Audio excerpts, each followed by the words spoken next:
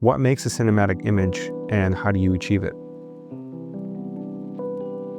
I think that all of us as filmmakers have been asking ourselves this question throughout our filmmaking careers. And there are obvious things like camera and lenses, light, color, contrast, depth.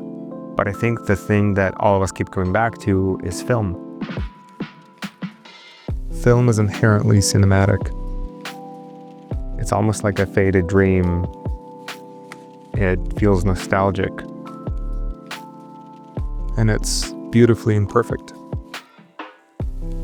And I think that's the reason why people have been shooting on film and still shoot on film today. But what happens if you can't afford to shoot on film because film is expensive? My name is Alexei Krivich, and I'm a writer, director, actor out of Austin, Texas, and I've been working in the film industry for the past 10 years. And today we're going to talk about Dehancer.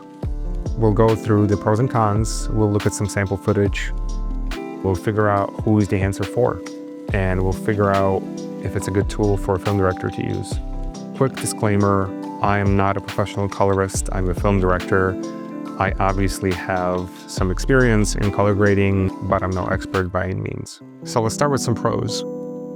I think Dehancer is really great for people that can't afford to shoot on film. Dehancer has a great variety of film stocks that you can use. Some of my favorites are the CineStill series,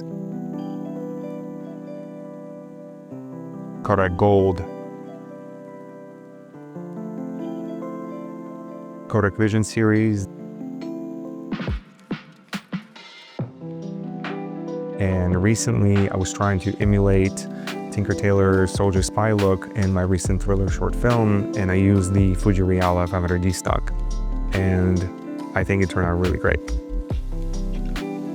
Another obvious pro of Dehancer is the variety of tools that you can use separately from the film stock.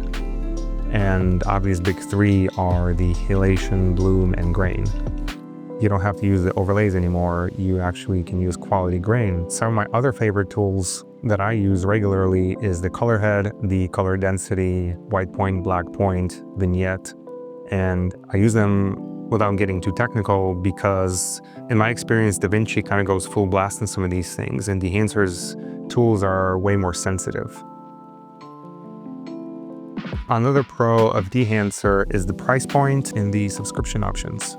They have a 3 months, 6 months, 1 year, and a lifetime subscription. And this is great because, if you can't afford the lifetime subscription of $550, you can just do 3 months or 6 months for $150 or $200. But if you just want to buy it outright and not pay the monthly thing, you can just do it and forget about it. Another big pro of Dehancer is the mobile version. And I was really surprised when I started using it and how good it looks with iPhone footage. So I shot some test footage with my wife on the iPhone 14 Pro, and this is obviously not the 15 Pro or 16 with Apple Log, but still the results are just staggering. The mobile version really elevated the footage and made it look really good. Now let's get into some cons. When I started using Dehancer, it was really overwhelming, and I think it's overwhelming for a lot of beginners as well. It's just a lot of tools and a lot of terms that you don't know that can be hard to deal with in the beginning.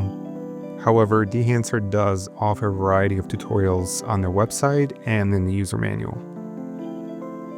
Another con that can also be treated as a pro is that you're kind of bypassing shooting on film, because shooting on film itself is such a process and it's so enjoyable that by just emulating it, you're bypassing this whole experience. But on the other hand, you are learning about it through Dehancer. So when you do shoot on film, you do know a lot of things. So it is a pro and a con at the same time. Dehancer is a great tool, but it's a tool that requires a lot of computing power and often overloads GPU. As a film director, I often edit in color on my MacBook Pro, which does not suffice for real-time playback with all of the Dehancer effects. But for a colorist, I don't see it being a problem. So who is Dehancer for, and is it a good tool for directors? I think Dehancer is for people that can't afford to shoot on film but want to emulate it. Dehancer is great for film photography enthusiasts that shoot film photography and they really want to kind of transition that look into their videos.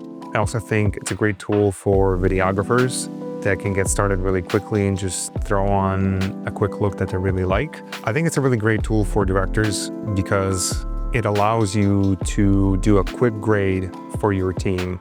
And not only directors, but DPs as well. I recently shot a music video and the DP was able to color the footage with Dehancer in just about an hour and send it to me, and it looked great. Obviously, we send it to a proper colorist, but what Dehancer does is that it allows you to share footage that is going to look really close to the final result really quickly. And finally, I think it's a really great tool for colorists as well, because even though you need to know how to color properly, I think Dehancer offers some specific tools that can be added to that arsenal of a colorist. And that's it for this video. Thank you so much for watching, and I'll catch you in the next one.